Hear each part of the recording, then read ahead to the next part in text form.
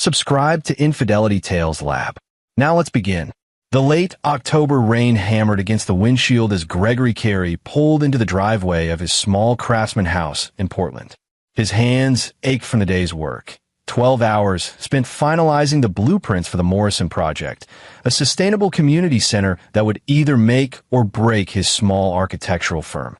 At 34, Gregory had built his reputation on designing buildings that felt like home, structures that breathed with the people inside them. He understood space, flow, and the quiet language of shelter. What he didn't understand was why his wife Lena had been so insistent that their 7-year-old son Owen spend the weekend at her parents' house in the West Hills. He barely knows them. Gregory had argued that Friday morning, watching Owen carefully pack his overnight bag with the precision of a much older child. His son had inherited Gregory's dark hair and careful nature, but had Lena's striking green eyes. "That's exactly why he should go," Lena had replied, not looking up from her phone. "My parents want to build a relationship with him. You can't fault them for that." Gregory could fault them for many things, actually. In the 3 years since he'd married Lena, her parents, Randolph and Ruth Hayden, had made their disapproval of him abundantly clear. Randolph, a real estate developer who'd made his fortune buying up properties during the 2008 crash, had wanted his daughter to marry someone with ambition. Ruth, who chaired half a dozen charity boards and measured worth in country club memberships, had actually asked Gregory at their wedding rehearsal dinner if he planned to do something more substantial with his life. The fact that Gregory had put himself through architecture school working construction jobs, that he'd started his firm from nothing, that he employed 6 people and was slowly building something meaningful. None of that registered with the Haydens. He wasn't old money. He wasn't their kind. But he'd loved Lena since the day he'd met her at a gallery opening, when she'd stood in front of his friend's exhibit and said something so perceptive about the use of negative space that Gregory had fallen into conversation with her and forgotten about everyone else in the room. She'd been different then, less concerned with appearances, more willing to challenge her parents' expectations. Marriage had changed something, or maybe it had revealed what was always there. Gregory pushed through his front door, expecting the usual quiet of an empty house. Instead, he found Lena in the kitchen, her blonde hair pulled back, face tense as she gripped her phone. "Where's Owen?" he asked. "Still at my parents'. They're having a dinner party tonight, and..." "A dinner party?" Gregory felt something cold settle in his stomach. "Lena, he's 7 years old. It's almost 8 o'clock. They'll bring him back tomorrow." "Gregory, don't start. My mother specifically asked if he could stay for their event. She said it would be good for him to see how to behave in social situations. He knows how to behave. He's a child, not a circus animal." Lena's jaw tightened. "My parents are trying. The least you could do is meet them halfway." Gregory had heard this before. This particular accusation that he wasn't trying hard enough, wasn't bending enough to accommodate the Haydens' particular brand of conditional affection. He'd watched Lena twist herself into knots, trying to please parents who moved the goalposts every time she got close. He'd sworn he wouldn't let them do the same to Owen. "I'm going to get him," Gregory said quietly. "Don't you dare. Do you know how embarrassing that would be? They have guests, important people. If you storm in there like some..." "Like some what, Lena?" "Like his father." She looked away, and in that moment, Gregory saw his wife clearly. A woman caught between the family she'd made and the family that had made her, unable to choose, unwilling to see that her parents demanded she choose them every single time. He grabbed his keys and walked out into the rain. The Hayden house sat on 3 manicured acres in Portland's West Hills, a modern monstrosity of glass and sharp angles that some magazine had once called architectural daring, but that Gregory privately thought looked like a series of expensive mistakes. The circular driveway was crowded with luxury cars, Mercedes, Teslas, a Bentley that probably belonged to Randolph's business partner Marcus Sheffield. Gregory parked his 10-year-old Subaru next to a gleaming Porsche and noticed lights blazing from every window. Through the glass walls, he could see people in evening wear, champagne flutes catching the light. He didn't bother with the doorbell, just used the code Lena had given him months ago, her mother's birthday, because Ruth Hayden was exactly the kind of person who used her own birthday as a security code. The heavy door swung open, and Gregory stepped into the marble foyer. Classical music played softly under the murmur of conversation. He moved toward the sound of voices, passing through the cavernous living room with its art collection that Ruth loved to discuss at length. Then he reached the dining room, and the world stopped. 14 people sat around the massive table, dressed in cocktail attire, crystal and silver gleaming under the chandelier. They were laughing, drinking, eating what looked like an elaborate multi-course meal. And moving between them, carrying a heavy tray with shaking arms, was Owen. His son wore a white button-down shirt, several sizes too large, and black pants held up with a belt cinched so tight it bunched the fabric. His dark hair was slicked back with too much gel. His face was pale, drawn with exhaustion. But what made Gregory's vision narrow to a pinpoint was Owen's hands. Raw, red, the skin on his palms blistered and peeling. Owen didn't see him at first. He was too focused on not dropping the tray, on carefully setting a plate in front of a woman dripping with diamonds who didn't even glance at him. The boy's hands trembled. "Careful," Ruth's voice cut through the chatter. She sat at the head of the table in a navy dress, perfectly coiffed, a smile on her face that didn't reach her eyes. "You wanted to help, didn't you, Owen? This is what helping looks like." Several of the guests chuckled. A man Gregory recognized as some tech CEO raised his glass in mock salute. Gregory crossed the room in 4 strides. Every head turned. The conversation died. He took the tray from Owen's hands and set it down hard enough that plates rattled. Then he lifted his son into his arms. Owen was too light, too small, and he wrapped his arms around Gregory's neck with a grip that spoke of desperate relief. "Gregory," Ruth stood, her expression shifting from surprise to controlled anger. "This is highly inappropriate. We're in the middle of—" He wanted to help, Gregory said quietly, his voice carrying in the sudden silence. He met his mother-in-law's eyes. "That's what you said, right?" "He did. He begged to help serve dinner. I thought it would teach him. His hands are blistered from washing dishes. The boy is clumsy. We were teaching him to be more careful, more." "He's 7 years old." Randolph rose from his seat, his face flushed with wine and indignation. "Now see here, Carrie. You don't burst into our home and make accusations. Your son has been perfectly well cared for." Ruth thought it would build character if he helped earn his keep instead of being waited on hand and foot like you probably. "Earn his keep." Gregory felt Owen press his face into his shoulder. "He's a child, not your servant." "Don't be dramatic," Ruth said coldly. "This is why Lena worries about your parenting. You coddle him. The real world doesn't coddle people, Gregory. Someone from your background should understand that." There was the casual cruelty dressed up as wisdom, the classist jab, delivered with a smile. Gregory had endured 3 years of these people, 3 years of watching them try to reshape Lena into their perfect daughter, 3 years of subtle and not-so-subtle attempts to make him feel small. But they'd crossed a line. They'd hurt his son. Gregory looked around the table, at the 14 guests who'd sat here, eating and drinking while a 7-year-old boy with blistered hands served them. He saw embarrassment on some faces, amusement on others, but mostly he saw people who'd become so insulated by wealth that they couldn't recognize cruelty when it sat down to dinner with them. "We're leaving," Gregory said. "You walk out that door," Randolph growled, "and you'll regret it. I promise you that." Gregory adjusted Owen in his arms and walked toward the door. Nobody moved to stop him. Why would they? He was the help's son who'd gotten above his station, the one who didn't understand their world. Let him leave. Good riddance. He was halfway to his car when his phone started buzzing.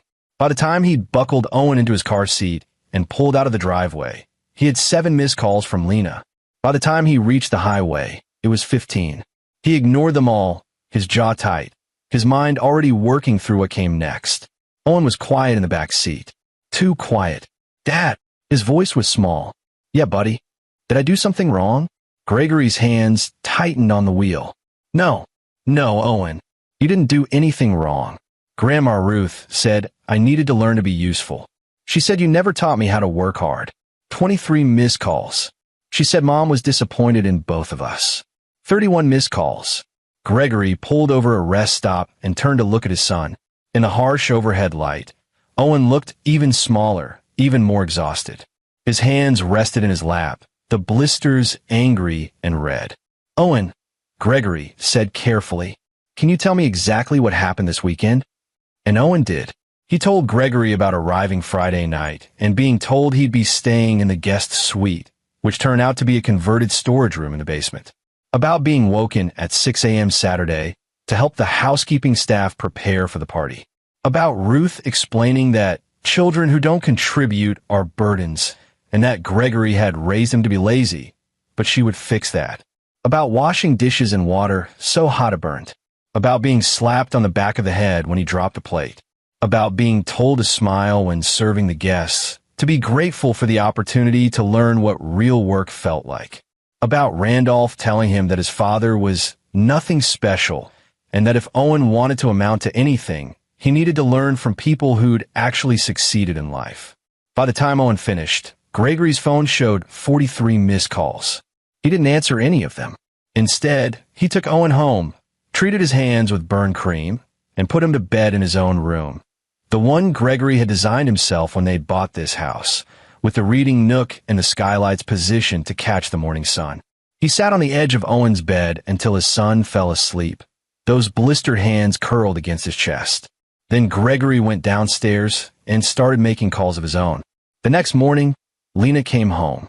She didn't knock, just used her key, and Gregory heard her in the entryway, heard her heels clicking against the hardwood floor he'd refinished himself. She found him in the kitchen, drinking coffee, Owen's overnight bag open on the counter. He'd been going through it, cataloging every detail. "We need to talk," Lena said. Her eyes were red, whether from crying or anger, Gregory couldn't tell. "Yes, we do. My parents are devastated. They're talking about pressing charges for trespassing, for causing a scene, for what I did to their dinner party."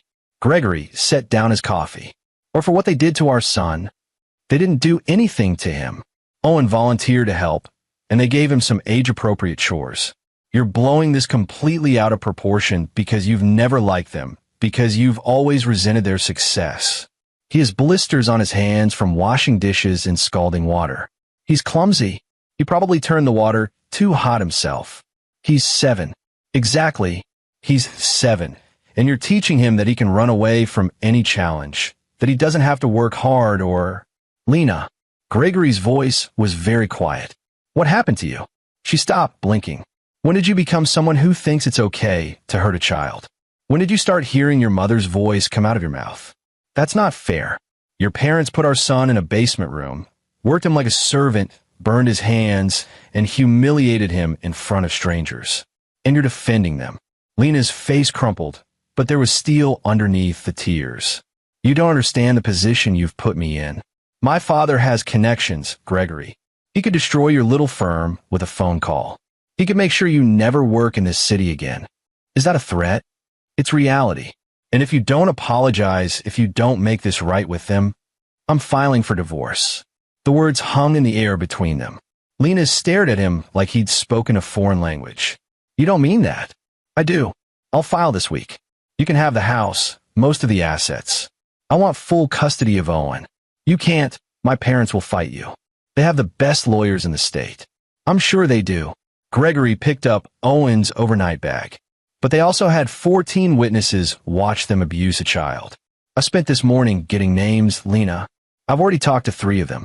One of them, Claudia Simon, I believe she runs a nonprofit for at-risk youth, was horrified when I explained what she'd witnessed. She's willing to make a statement." Lena's face went white. "And Owen told me everything. Every detail. I recorded it. I'm taking him to his pediatrician today to document his injuries. Then I'm taking that documentation, along with witness statements, to a lawyer." "Gregory, please." "But here's the thing, Lena. That's just the legal route. That's just custody and divorce court. That's the official response." He met her eyes. "What your parents did to my son, that requires something more personal. What are you talking about?" Gregory thought about Ruth's face when she'd smiled and said Owen wanted to help. About Randolph's casual cruelty, his sneering dismissal. About 3 years of accumulated slights and deliberate wounds. About his son's blister hands. "I'm going to destroy them," he said simply. Not quickly, not obviously, but I'm going to take everything that matters to them and I'm going to burn it down. And when I'm done, they're going to understand exactly what it feels like to be powerless. You're insane. Maybe. Or maybe I'm just done being the bigger person while they hurt the people I love. Lena grabbed her purse, her hands shaking. I'm calling my father. You do that. Tell him I said hello. She left without another word. The door slammed hard enough to rattle the windows. Gregory stood in his quiet kitchen, in the house he'd built with his own hands, and felt something cold and clear settle over him. He'd spent his whole career designing spaces that protected people, that gave them shelter. Now he designed something different. A trap, perfectly constructed, inescapable, and the Haydens would walk right into it. He picked up his phone and made another call. Mark? It's Gregory Carey. Yeah, I know it's Sunday. Listen, remember that favor you said you owed me? I need to cash it in. Mark Page had been Gregory's roommate in college, back when they'd both been broke students surviving on instant ramen and ambition. Mark had gone into journalism, starting with local papers and working his way up.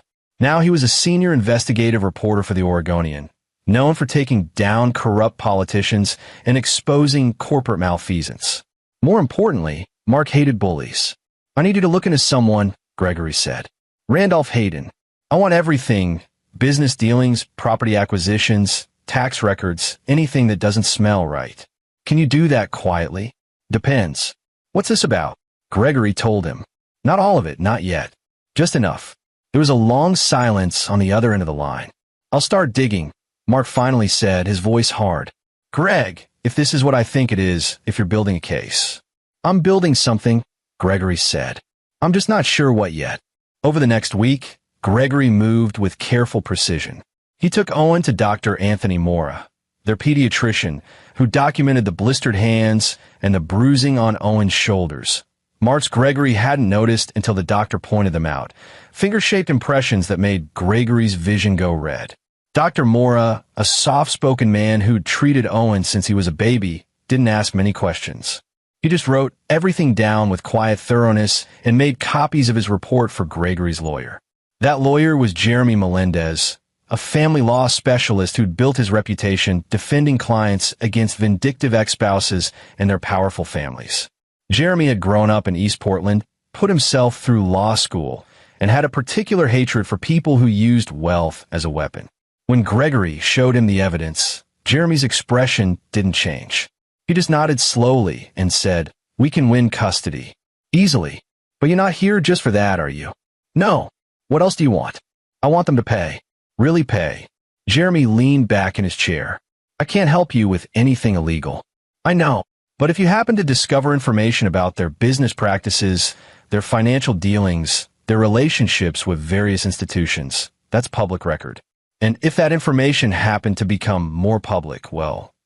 Jeremy spread his hands. "That's just journalism." Gregory smiled for the first time in days. Meanwhile, Mark was digging, and what he found was interesting. Randolph Hayden had made his fortune during the 2008 crash, buying properties from desperate sellers at rock-bottom prices. That much was public knowledge. What wasn't public was how he'd engineered some of those sales, targeting elderly homeowners, using predatory tactics, employing shell companies to hide his involvement. There were complaints filed with the state, but they'd gone nowhere. Randolph had friends in the right places, donations to the right campaigns. The complaints had been buried, but they still existed. "There's more," Mark said when he called Gregory that Friday. "Ruth Hayden chairs the Portland Children's Foundation. Big charity, lots of money flowing through it. I'm looking at their financial disclosures, and some things don't add up. Money coming in, money going out, but the out column has some interesting destinations." "Like what?" "Like the Hayden Family Trust. Like consulting fees paid to companies that Ruth owns. It's not technically illegal if it's disclosed properly, but if someone started asking questions, started really digging into where the money goes." Mark paused. "It would be a hell of a scandal, especially since the foundation is supposed to help at-risk children." Gregory felt something fierce and bright burning in his chest. "How fast can you write the story? I need more sources, more documentation. I need to build this bulletproof, Greg, or the Haydens will bury it with lawyers. Give me 2 weeks. You've got one." Greg, 1 week, Mark. I have a plan, but it only works if we move fast. The plan had come to Gregory in pieces, the way his best architectural designs always did. Not as a single flash of inspiration, but as elements that fit together with elegant inevitability. He'd spent his career understanding how systems worked, how spaces could be designed to channel people in specific directions, to make certain outcomes feel natural and unavoidable. This would be the same. But instead of designing a building, he was designing a collapse. Step 1 was already in motion. Mark's investigation, the evidence gathering, the careful construction of a story that would demolish the Haydens' reputation. But that wasn't enough. Reputation damage could be weathered, especially by people with money and connections. Gregory needed more. He needed to hit them where they lived, where they kept their power. And for the Haydens, that power lived in two places: Randolph's business empire and Ruth's social standing. So Gregory started making more calls. He called Ernest Tyler, a contractor who'd worked with him on 3 major projects and who had a reputation for being both brilliant and discreet. Ernest owed Randolph Hayden money from a deal that had gone bad 5 years ago, a deal where Randolph had changed the terms after Ernest had already committed resources, leaving him nearly bankrupt. I never forgot that, Ernest told Gregory over coffee. Man nearly destroyed me. What do you need? Gregory explained. Ernest listened, his weathered face thoughtful. When Gregory finished, Ernest nodded slowly. I'm in. What else? There was Shannon Gibbs, who ran an upscale catering company and had worked dozens of events for Ruth Hayden, and who Ruth had publicly humiliated 2 months ago over a minor mistake, refusing to pay and spreading word that Shannon's company was unreliable. Shannon had lost 3 major contracts because of it. Tell me what you need, Shannon said when Gregory reached her. Her voice was cold and hard as diamond. And there was Claudia Simon, the nonprofit director who'd been at the dinner party, who'd watched Owen serve with his blistered hands and felt sick about it afterward.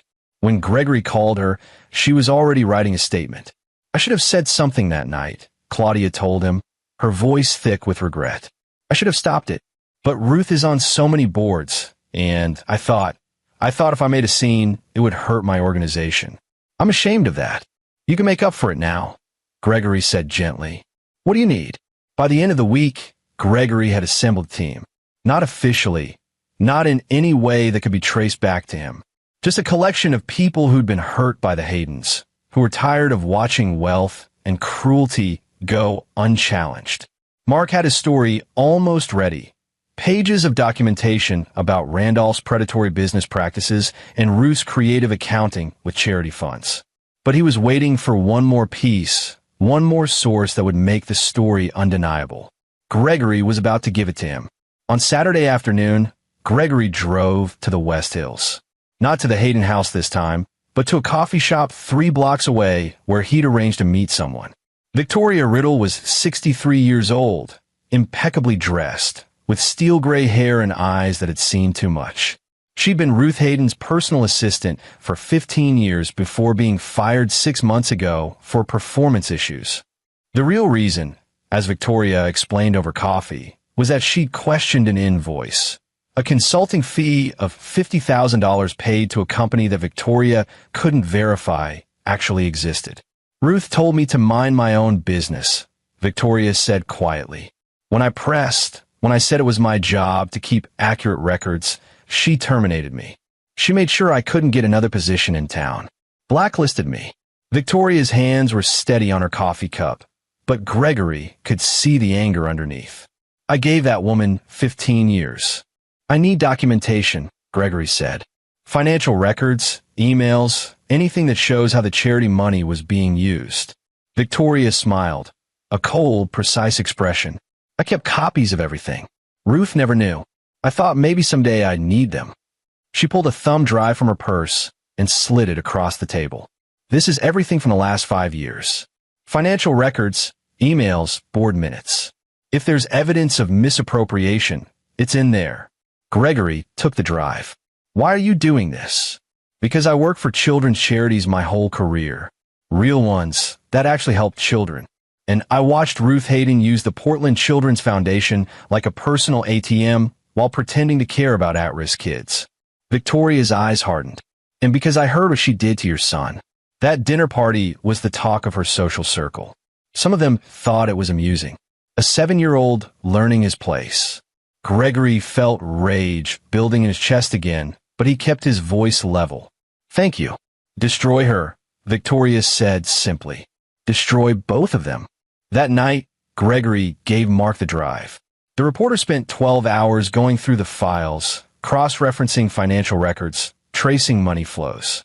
When he called Gregory at 2 a.m., his voice was electric with discovery. Jesus Christ, Greg. This is bigger than I thought.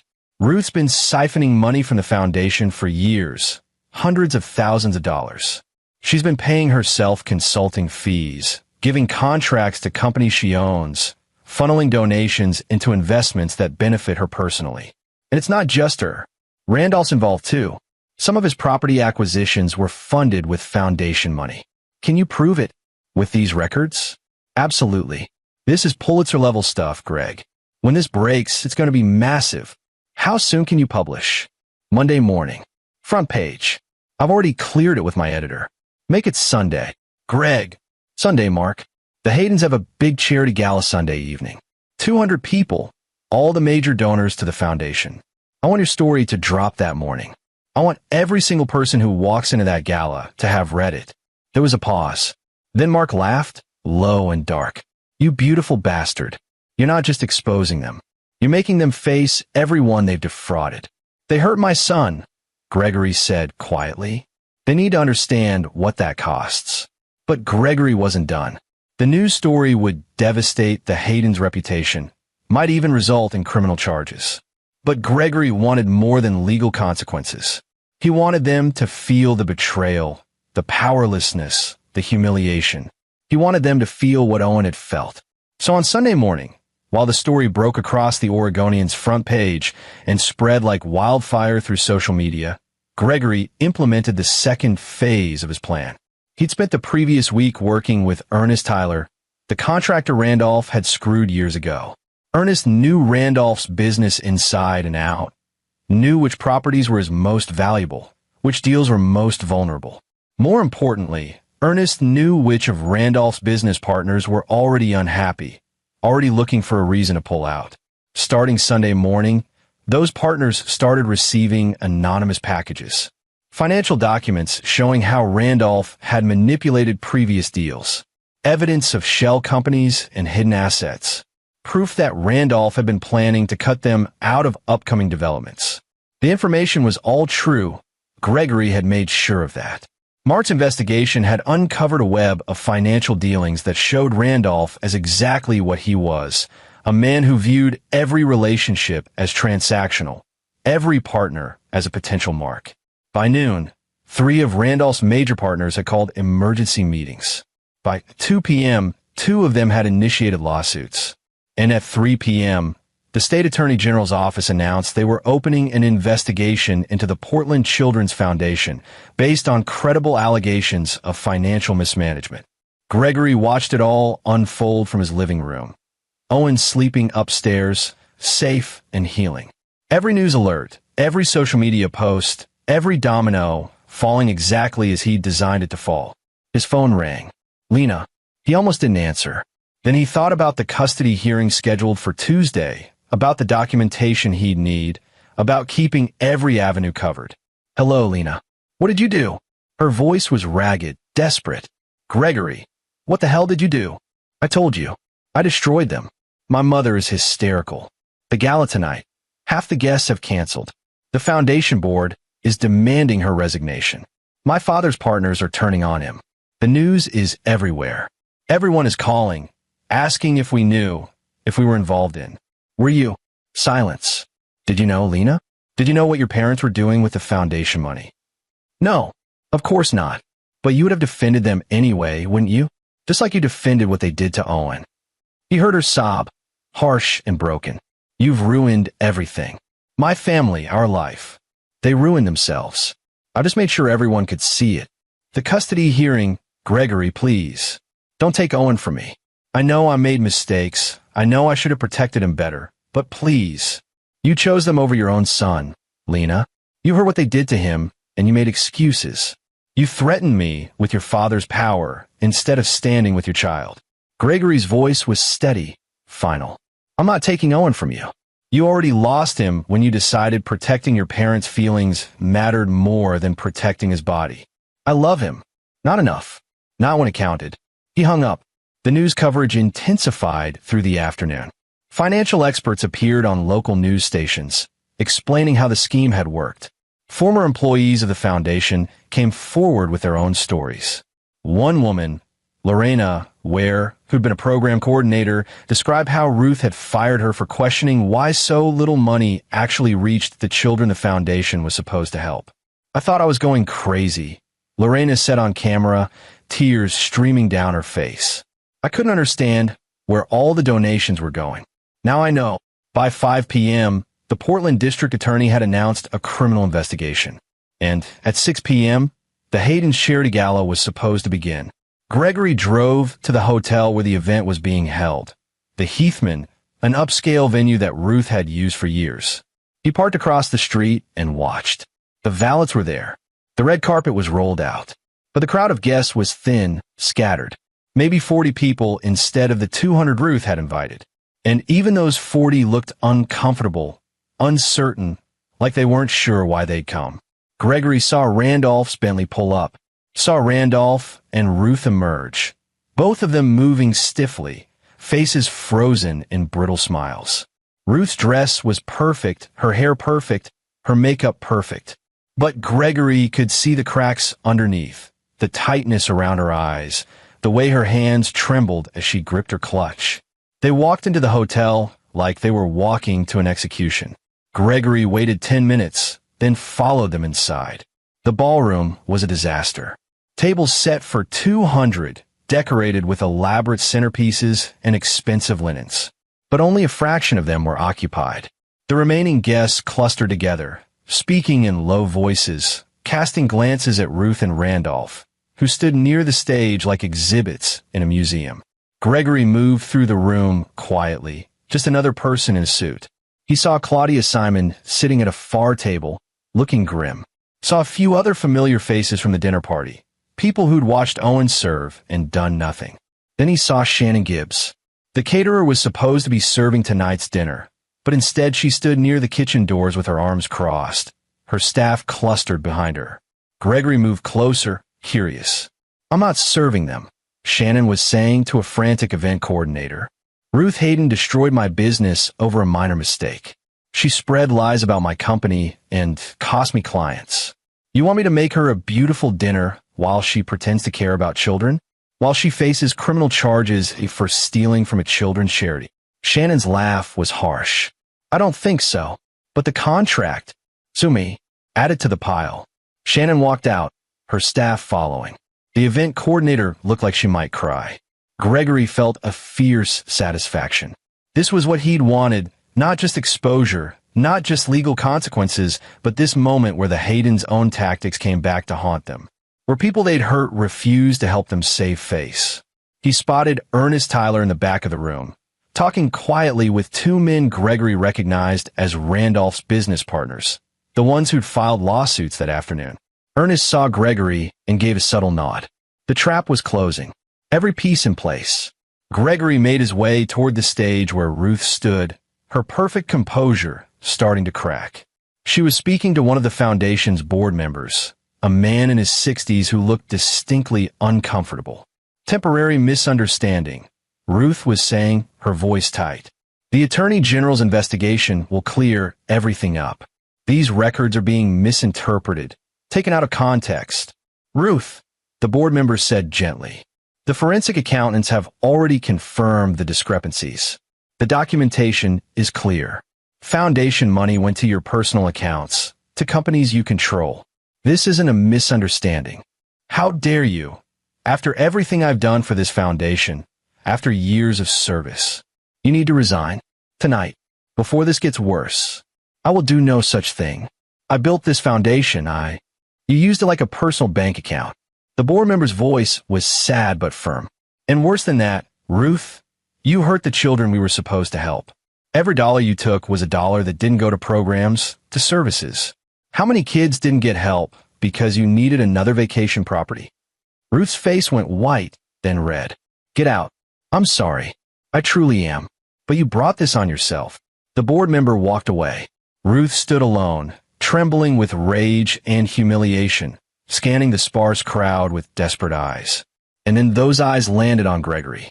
For a moment, she just stared at him, her expression uncomprehending. Then recognition flooded in, followed by understanding. You, she whispered. This was you. Gregory didn't deny it. He just looked at her, remembering Owen's blistered hands, the way his son had shaken while serving dinner to people who treated him like furniture. You destroyed us because of one evening? Because we tried to teach your son some discipline.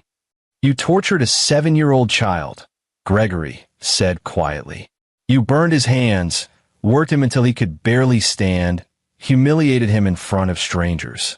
And when I confronted you, you threatened to destroy my career, my life, unless I apologized for protecting my son. He needed to learn. He needed to be loved, protected, treated like a child, not a servant. Gregory stepped closer, his voice dropping. But you don't understand that, do you? Because your whole life is about power and appearances, about using people and throwing them away when they're not useful anymore. Just like you use foundation money for yourself. Just like you hurt everyone who questioned you. Ruth's face twisted. Randolph! Randolph! Randolph appeared from across the room, his expression thunderous. When he saw Gregory, his hands clenched into fists. You're not welcome here, Carrie. Get out before I have you thrown out. This is a public event. Randolph, I'm just here to support children's charities. Gregory smiled slightly. Or what's left of them after your wife got done stealing.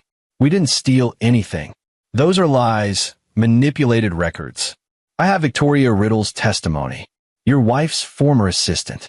She kept copies of everything. Every invoice, every transfer, every email where Ruth discussed how to hide the money.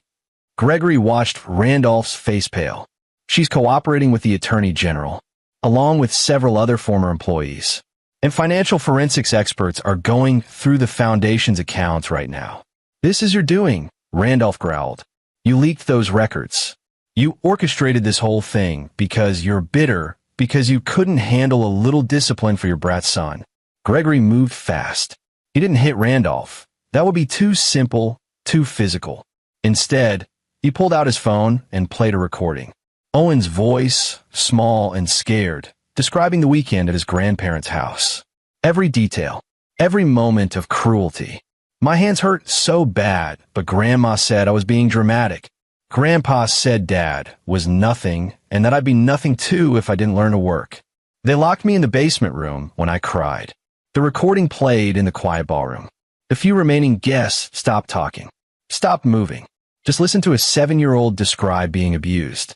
When it finished, the silence was absolute. Ruth's face had gone sheet white. Randolph looked like he'd been punched. That's what you call discipline, Gregory said softly. That's what you call teaching a child to work. You hurt him, you humiliated him, you traumatized him, and then you threatened to destroy me when I protected him. He put his phone away. So yes, Randolph, I did this. I gave those records to the press. I contacted your business partners. I made sure everyone knew exactly who you and Ruth really are underneath all the money and the charity boards and the fancy parties. You're insane. I'm a father, and you hurt my son. This is what happens when you hurt someone's child. Gregory turned to walk away, then paused. Oh, and Randolph, Ernest Tyler says hello. You remember Ernest, right? The contractor you screwed out of $200,000 5 years ago? He's been very helpful in explaining your business practices to your partners. Turns out they don't appreciate being lied to about shell companies and hidden assets. He left them standing there, the ruins of their gala around them, their reputations destroyed, their empire crumbling. Outside, Gregory breathed in the cool November air and felt the weight of the last 2 weeks lift slightly from his shoulders. It wasn't over. The custody hearing was Tuesday. The legal battles would drag on for months, maybe years. But the Haydens' power was broken. Their ability to hurt people, to use wealth as a weapon, gone. And Owen was safe. Gregory drove home, where Jeremy Melendez was waiting with the custody petition documents. where Dr. Mora's medical reports documented every injury, where witness statements from Claudia and others sat ready for court, where, upstairs in his bedroom, Owen slept safely in a house his father had built with his own hands, surrounded by walls designed to protect him. Gregory had spent his career creating shelter. Now he'd done something different. He'd dismantled the power structures that had allowed his son to be hurt. He'd taken people who thought they were untouchable and shown them they were exactly as vulnerable as everyone else. And tomorrow, he'd start building something new. A life where Owen could grow up without the Hayden shadow, where the boy could be a child, protected and loved. The phone rang. "Mark, did you see it?" the reporter asked. "Saw it. Was there. You're crazier than I thought." "I like it." Mark paused. "The story's going viral, Greg. National news is picking it up. The Attorney General is talking about criminal charges, fraud, embezzlement, tax evasion. The Foundation Board is demanding a full audit. Randolph's business partners are jumping ship like rats off the Titanic." "Good. There's more. I've been contacted by other people. Former employees, business partners, people the Haydens hurt over the years. They all want to tell their stories now that someone finally stood up to them." Mark's voice softened. "You didn't just protect your son, Greg. You gave a voice to everyone they ever crushed." Gregory thought about Victoria, fired for asking questions. About Shannon, her business nearly destroyed. About Ernest, cheated and left for dead. About all the people the Haydens had hurt, secure in the knowledge that wealth would protect them. They needed to learn that power has limits, Gregory said. That hurting people has consequences. "The custody hearing is Tuesday?" "Yeah, you're going to win." Lena's lawyer already called Jeremy to negotiate terms. She knows she can't fight this. Not with the evidence you have, not with her parents in the middle of a criminal investigation. "What terms?" "Joint custody, but primary residence with you. Supervised visitation for the first 6 months to make sure Owen's okay with it. Lena gets every other weekend and holidays." Mark paused. "She's cutting ties with her parents, Greg. Or at least trying to. I don't know if it's genuine or just strategy, but she told her lawyer she wants to protect Owen, whatever it takes." Too little, too late, Gregory thought. But maybe if Lena actually meant it, if she could break free from her parents' influence, maybe Owen could still have a relationship with his mother. A healthy one. "Tell Jeremy the terms are acceptable," Gregory said. "As long as Owen's safety comes first." "Already done." "Owen, Greg." The civil suits against the Haydens are piling up. Former Foundation employees, business partners, even some of the families who were supposed to benefit from the charity, they're all suing. The Haydens are going to be in court for years. And they'll lose most of it. Financial ruin? Complete. Even if they avoid prison, they're done. No one will work with them. No one will trust them. Their social standing, their business empire, their reputation, all gone. And it only took them abusing a 7-year-old to make it happen.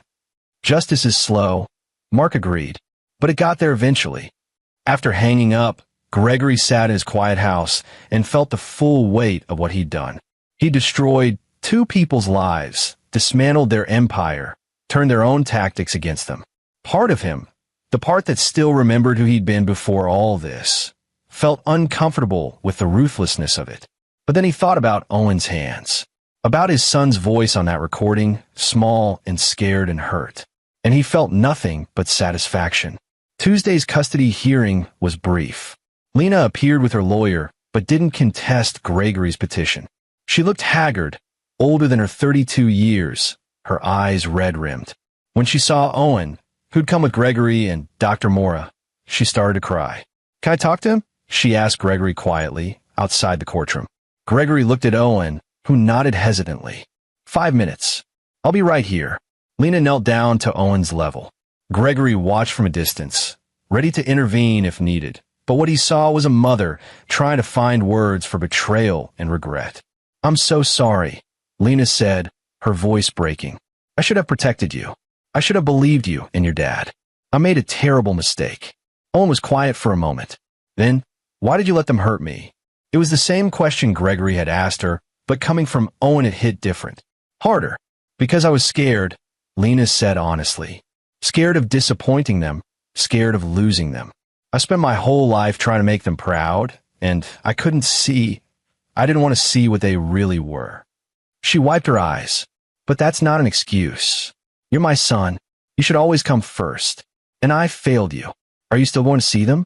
Grandma and Grandpa. No, I'm done with them. Owen, what they did to you, what I let them do, I can never forgive that. And I'm going to spend the rest of my life trying to earn back your trust. Owen looked at Gregory, uncertain. Gregory kept his expression neutral, letting his son make his own choice. Okay, Owen said finally. But I'm living with Dad. I know. That's how it should be. The hearing itself was straightforward. The judge reviewed the evidence, heard testimony from Dr. Mora, read the witness statements. Lena's agreement to the custody terms made it simple. Gregory was granted primary custody, with Lena receiving visitation rights that would be supervised for the first 6 months. As they left the courthouse, Jeremy pulled Gregory aside. The state's case against the Haydens is solid, he said. Multiple counts of fraud, embezzlement, tax evasion. They're looking at serious prison time, if convicted. And the civil suits, Gregory, they're going to lose everything. Good. There's one more thing. Jeremy's expression was complicated. Ruth's lawyer contacted me this morning. She wants to meet with you. Why? She wouldn't say. But I got the impression. Jeremy hesitated. I think she wants to beg. Gregory thought about it. About Ruth standing in that ballroom, her perfect facade crumbling. About Randolph's rage when his business partners turned on him. About all the people they'd hurt over the years, thinking they were untouchable. Set it up, he said. I want to hear what she has to say. They met at a coffee shop downtown, neutral territory. Ruth arrived alone, without her lawyer, which surprised Gregory. She looked diminished somehow, her expensive clothes hanging on a frame that seemed to have shrunk. Her hair was still perfect, her makeup still flawless, but underneath it all she looked exhausted. Gregory sat across from her and waited. Thank you for meeting me, Ruth said quietly. He didn't respond. I know you have no reason to listen to anything I say. I know what I did was, she stopped, searching for words. Unforgivable. What we did to Owen, the foundation, all of it. Then why am I here? Because I need you to understand something. I need you to know that I didn't. Ruth's carefully controlled expression cracked. We didn't see it as abuse. We genuinely thought we were teaching him, that we were preparing him for a difficult world. By burning his hands? By locking him in a basement? By making him serve dinner to strangers. We were wrong. The admission seemed to cost her. So terribly wrong. And I know saying sorry doesn't begin to cover it, doesn't begin to heal what we broke. But I'm sorry, Gregory. Truly. Gregory studied her. This was Ruth Hayden, who'd spent 3 years treating him like he wasn't good enough for her daughter. Who'd sneered at his profession, his background, his life. Who'd hurt his son and then threatened to destroy him for intervening. And now she sat across from him, asking for what? Forgiveness? Understanding? Is Randolph sorry? He asked. Ruth's jaw tightened. Randolph is angry. He blames you for everything. He thinks you're vindictive and cruel and that you went too far. I didn't go far enough. He's my husband. We've been married for 35 years. I can't. Ruth's hands trembled. I can't leave him. Even now, even after everything, I can't walk away. Even though he helped you steal from sick children? She flinched. The foundation money. We convinced ourselves it was justified. We did so much work, gave so much time. We thought we earned it. It wasn't yours to take. I know that now. The Attorney General's investigation, the lawsuits, losing everything. Ruth looked up at him with exhausted eyes. We're going to prison, Gregory. My lawyer says the evidence is overwhelming. We'll lose the civil suits. We'll lose our money, our home, our reputation, everything we built. And we deserve it. Gregory said nothing. But Owen, Ruth continued, her voice breaking. Our grandson. I need to know. Is he okay? Is he healing? Why do you care? Because despite everything, despite what we did, I love him. In my own broken, terrible way, I thought I was doing right by him. I was trying to make him strong, trying to prepare him for she stopped. I'm making excuses again. The truth is, I hurt him because that's how I was raised. My parents were cruel, and I learned to be cruel. I thought it was normal. I thought it was love. Gregory felt something shift. Not forgiveness. He wasn't ready for that. Might never be ready, but something like understanding. Hurt people, and cycles of cruelty perpetuated themselves until someone broke them. He'd broken it. Violently, ruthlessly, completely. Owen is healing, Gregory said finally. The blisters are gone. The nightmares are getting less frequent. He's back to being a happy kid, but he won't see you again. Not ever. I won't allow it. Ruth nodded, tears streaming down her carefully made-up face. I understand. That's my punishment, isn't it? Knowing I had something precious and I destroyed it. That's one of your punishments. The others are coming. I know. Ruth stood slowly. Thank you for meeting with me. I know I don't deserve your time, your consideration, but I needed you to know that I'm sorry. If I could go back, if I could change everything. But you can't. That's the point, Ruth. Actions have consequences. You spent decades hurting people, using your wealth to avoid accountability. Now the bill is due. She nodded, wiped her eyes, and walked away. Gregory watched her go and felt no satisfaction, no victory. Just a cold finality. Over the next 3 months, the Hayden's empire collapsed in slow motion. The criminal investigation resulted in multiple indictments. Ruth was charged with embezzlement, fraud, and tax evasion. Randolph faced similar charges, plus additional counts related to his business dealings. Wire fraud, conspiracy, violations of real estate law. The civil suits piled up. Families who'd been supposed to benefit from the foundation sued. Former employees sued. Business partners sued. The foundation itself sued, trying to recover the stolen money. One by one, the Hayden's assets were seized. The house in the West Hills went up for auction. The art collection, the cars, the vacation properties, all liquidated to pay damages and legal fees. Mark's follow-up stories kept the scandal alive, documenting each new revelation, each new victim coming forward. The Portland business community turned its back on Randolph. Ruth was forced to resign from every board, every committee, every position of influence she'd held. And through it all, Gregory focused on Owen. Therapy sessions twice a week with a child psychologist who specialized in trauma. Slow, careful rebuilding of trust and security. Lena's supervised visits, which gradually became less supervised as Owen grew comfortable with seeing his mother again. Lena had kept her word. She'd cut ties with her parents completely, even refusing to help with their legal defense. She'd started her own therapy, trying to understand how she'd become so enmeshed with toxic people that she'd chosen them over her own child. I want to be better, she told Gregory one evening when she brought Owen home from visit. I want to be the mother he deserves. Then be that, Gregory said simply. Owen's giving you another chance. Don't waste it. 6 months after the custody hearing, Randolph and Ruth Hayden pled guilty to multiple felonies. The plea deal was harsh. Ruth got 8 years in federal prison. Randolph got 12. They were both in their 60s. Depending on parole, they might see freedom again in their 70s. Gregory didn't attend the sentencing. He had no interest in watching them be led away in handcuffs, no desire to gloat or celebrate. He'd already won. The Haydens had been destroyed, dismantled, reduced to cautionary tales. That was enough. Instead, he spent that day with Owen building a treehouse in their backyard.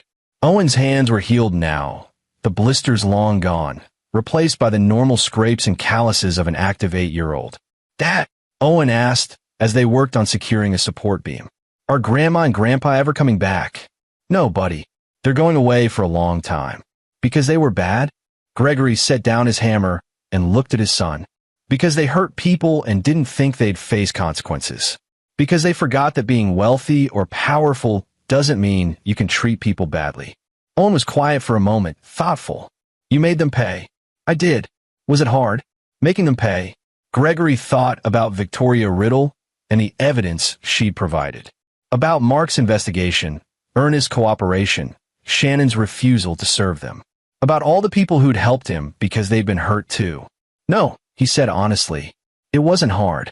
They made so many enemies, hurt so many people. I just helped everyone see who the Haydens really were.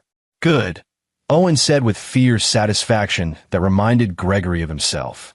Then his son went back to hammering nails, the conversation over, the past beginning to fade. 3 years later, Gregory stood in his office overlooking the city, reviewing plans for his latest project, a community center for at-risk youth, funded by a coalition of nonprofits and private donors. It was his biggest project to date, the kind of work that would define his career. Owen was 11 now, thriving in school, well-adjusted despite the early trauma. He split time between Gregory's house and Lena's new apartment. And while the relationship between Gregory and his ex-wife would never be warm, it was functional. They co-parented effectively, both focused on Owen's well-being. Mark had won a regional journalism award for his coverage of the Hayden scandal. The story had exposed not just one corrupt couple, but an entire system that enabled the wealthy to exploit charitable institutions. New regulations had been implemented, oversight strengthened. Ernest Tyler had rebuilt his business and was now one of the most respected contractors in Portland. Shannon Gibbs's catering company had recovered and expanded. Victoria Riddle had found a new position with a legitimate nonprofit. And the Haydens sat in federal prison, their empires scattered to the winds, their names synonymous with greed and cruelty. Gregory's phone rang. Jeremy Melendez. Greg, you're not going to believe this. Ruth Hayden's lawyer just filed a petition for early release based on health issues. Is she dying? No, just old and uncomfortable. The lawyer's arguing that continuing imprisonment is unduly harsh given her age and declining health. Gregory felt old anger stir. What are the chances it gets approved? Slim. The victims' families are already organizing opposition, and the foundation has submitted a statement opposing any reduction in sentence. Jeremy paused. But I wanted you to know, in case you want to weigh in. Gregory thought about it. About Owen's healed hands and nightmares that had finally stopped. About 3 years of peace, of rebuilding, of moving forward. No, he said finally. I'm done with the Haydens. They're paying their debt. That's enough. You sure? Yeah, I've got better things to do than watch them rot. He hung up and returned to his blueprints, to the community center that would help children like Owen, children who needed protection and support. He'd spent 3 years building this project, pouring into it all the energy he'd once spent on revenge. It felt better, cleaner, more like the person he wanted to be. His office door opened, and Owen walked in, backpack slung over his shoulder. Hey, Dad. Mom said I could come hang out here until you're done working. Homework done. Mostly. I need help with math. Gregory smiled. Let me finish this section, and I'll help. Owen settled into the chair by the window, pulling out his textbook. For a moment, Gregory just watched him. This smart, resilient kid who'd survived trauma and come out stronger. Who had a father who'd moved heaven and earth to protect him. Dad, Owen looked up. You know how you always say, I can tell you anything? Yeah. Some kids at school were talking about the Hayden thing. About Grandma and Grandpa. About what you did. Owen's expression was complicated. They said you destroyed them. That you're kind of scary. Gregory set down his pencil. What do you think? I think. Owen chose his words carefully. I think you protected me. And that people who hurt kids should pay for it. But also, he looked down. I'm glad you stopped. That you didn't stay angry forever. Me too, buddy. Because being angry all the time would be like still letting them hurt us, right? Like they'd still be controlling us, even from prison. Gregory felt something tighten in his chest. When had his son become so wise? You're absolutely right. The best revenge is living well, being happy, building something good. He gestured at the blueprints. This community center is going to help thousands of kids. That matters more than anything I did to the Haydens. Owen grinned. Can I help design some of it? Like the kids' spaces. I was hoping you'd ask. They worked together as the afternoon faded into evening, father and son, designing rooms that would shelter and protect children who needed it. Gregory had started this journey wanting revenge, wanting to destroy the people who'd hurt his son. He'd succeeded, but along the way, he'd learned something more important. That protection was more powerful than punishment, that building was better than destroying, that the best way to fight darkness was to create light. The Haydens would spend years in prison, their empire gone, their legacy one of cruelty and theft. But Owen would grow up strong and loved, surrounded by people who'd chosen to do better. That was the real victory. And as Gregory sat with his son, designing spaces of safety and hope, he felt the last of his anger finally release. The Haydens had paid. Justice had been served. Now it was time to build something worth protecting.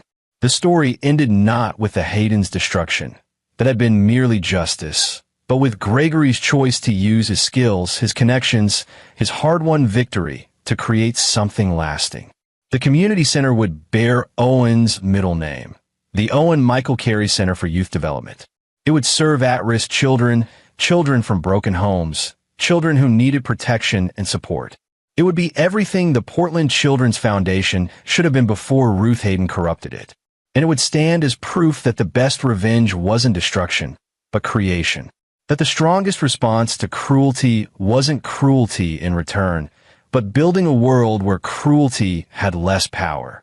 Gregory had destroyed the Haydens because they'd hurt his son, but he'd saved countless other children by building something better in the rubble of the Haydens' empire. That was how a father protected his child. That was how a good man won. And there you have it. Another story comes to an end. What did you think? I'd love to hear your thoughts in the comments below. If you enjoy this story, consider joining our community by subscribing. It means the world to us. For more stories like this one, check out the recommended videos on screen. And I'll see you there.